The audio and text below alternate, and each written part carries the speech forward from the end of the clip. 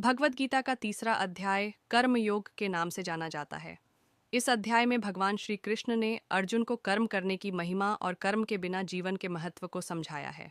यह अध्याय हमें जीवन में कर्म को कैसे सही दिशा में करना चाहिए, इसके बारे में मार्गदर्शन प्रदान करता है। अध्याय का सार। अर्जुन जब युद्ध भूमि पर अपने कर्तव्य और धर्म के प्रति संकोच करता है और युद्ध से भागना चाहता है, तब श्री कृष्ण उसे कर्म करने की प्रेरणा देते हैं। वह उसे समझाते हैं कि हर व्यक्ति को अपने कर्तव्य का पालन करना चाहिए और अपनी स्थिति के अनुसार कर्म करना चाहिए। कर्म का महत्व। श्री कृष्ण कहते हैं कि किसी भी व्यक्ति को अपनी प्रकृति और कर्तव्य के अनुसार कर्म करना चाहिए। बिना किसी परिणाम की चिंता किए हुए कर्म करना ही सही है। मनुष्य को अपने कर्मों को भगवान के प्रति समर्पित करके करना चाहिए। कर्म की नीड और स्वार्थता। भगवान श्री कृष्ण ने कर्मों को बिना किसी स्वार्थ के करने की महिमा को बताया।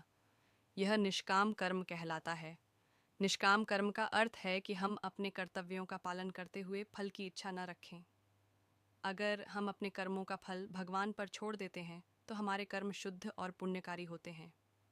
श्री कृष्ण के अनुसार यदि कोई व्यक्ति केवल फल के लिए कर्म करता है तो वह उस कर्म से बंध जाता है और वह कर्म उसे संसार के बंधन में बांधता है। इसके विपरीत निष्काम कर्म करने वाला व्यक्ति अपने कर्मों से मुक्ति पाता है। सभी का कर्तव्य। श्री कृष्ण ने यह भी कहा कि सभी जीवों के लिए कर्म करना आवश्यक है। संसार में कोई भी व्यक्ति ऐसा नहीं है जो कर्म से मुक्त हो। यहाँ तक कि वेद भी कर्म के महत्व को बताते हैं। प्रत्येक व्यक्ति को अपने द्वारा तय किए गए कर्तव्यों का पालन करना चाहिए, चाहे वह किसी भी सामाजिक वर्ग या स्थिति में हो। कर्मयोग और भक्ति योग। कर्मयोग को भक्ति योग के साथ जोड़ते हुए श्री कृष्ण ने यह भी कहा कि कर्म केवल शरीर से नहीं बल्कि मन और आत्मा से भी किया जाना चाहिए। जब व्यक्ति कर्म को भक्ति के रूप में करता है तो वह भगवान के प्रति अपनी श्रद्धा और भक्ति व्यक्त करता है। ध्यान देने योग्य बातें। कर्म का सही उद्देश्य। श्री कृष्ण ने कहा कि कर्म का उद्देश्य केवल खुद को बेहतर बनाना होना चाहिए, न कि केवल खुद के लिए। स्वार्थ का त्याग। कर्म बिना स्वार्थ के होना चाहिए, जिससे मनुष्य को मानसिक शांति और संतुष्टि मिलती है। समर्पण।